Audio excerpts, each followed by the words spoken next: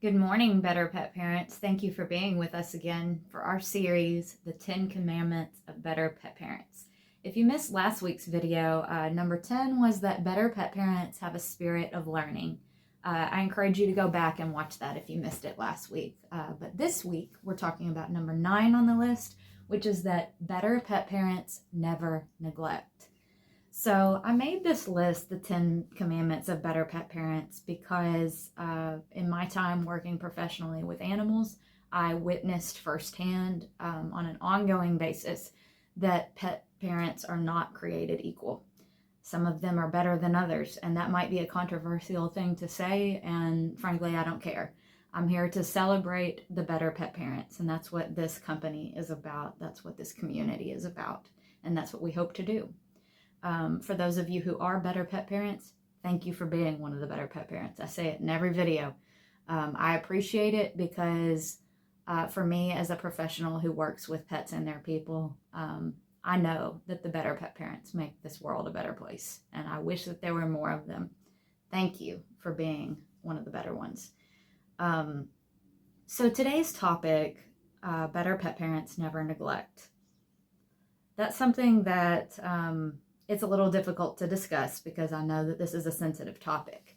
But it's important that we better pet parents are always willing to discuss the difficult subjects. That's how we spread positivity to others.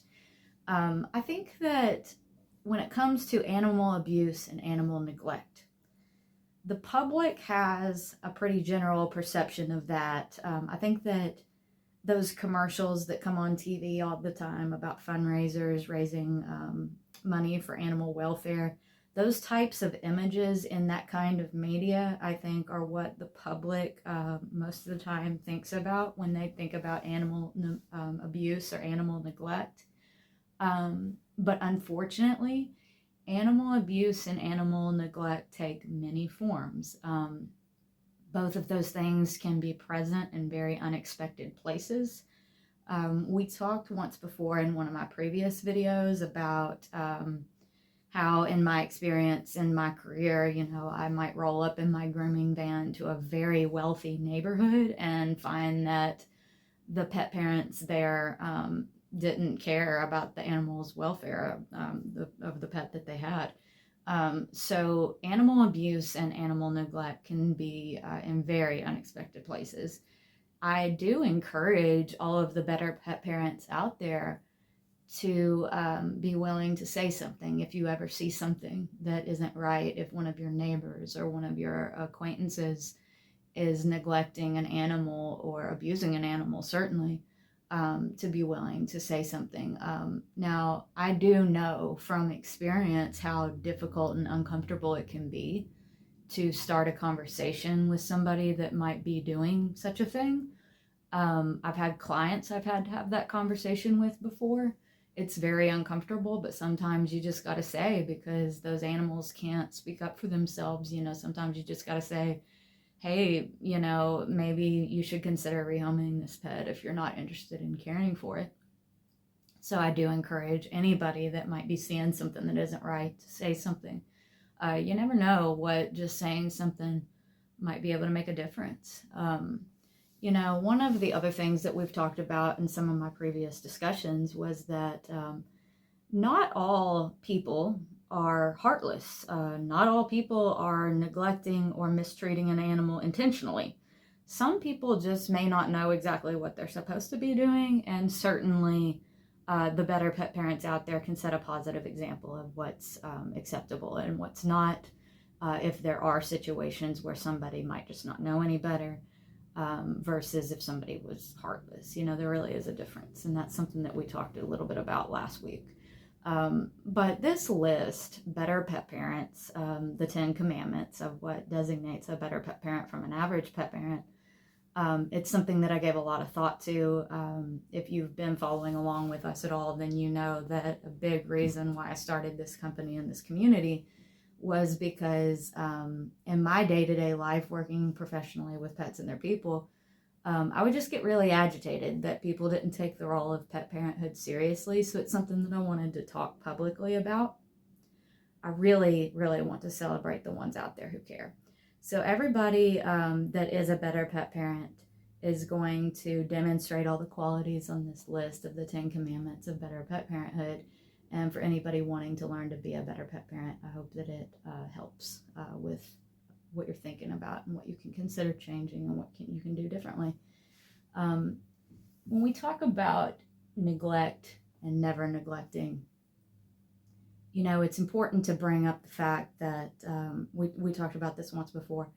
Animals only have us. We as people have our busy lives and everything that occupies our time, but our animals only have us. So animal neglect is a more varied thing than just chaining your dog to a tree.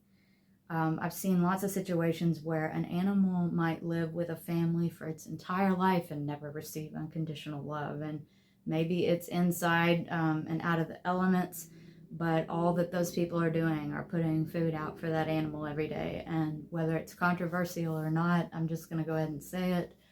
I don't know what the point of having an animal is if it's not going to be part of the family. So on this topic today of better pet parents never neglect, it really is a true statement, because the better pet parents are out there thinking consciously all the time about how to give their pet quality of life, how to give their pet love, how to make their life rich. And it's important to consciously think about that, because we are all that they have. And, it's something that's very unfortunate, and it's a very sad reality that people are out there neglecting their animals. You hear the horror stories about people adopting animals for Christmas, and then they don't take the role seriously, and then the next thing you know, those animals are going back to a shelter or being abandoned. I mean, this is a topic that really needs to be out there being talked about, so that the better pet parents out there can take a stand and say, hey, anybody out there who's considering taking in an animal, don't do it if you're not willing to take it seriously. And I'm certainly here today to celebrate the ones who do take it seriously, the people out there who understand that we are all that our animals have. How your animal's time is spent matters. Our animals need our attention. They need it as often as we can give it. They need to be included as members of our families. They need to be cherished for the unique qualities that they possess. And they need to be celebrated for the beautiful souls that they are. So in today's discussion about better pet parents never neglect, I want to celebrate those of you who never neglect. I say it all the time. Thank you for being one of the better pet parents out there. And this week, please use this topic to spread positivity to your friends, your neighbors, your coworkers, anybody you know. Spread the positivity of better pet parenthood. And thank you for being with us today.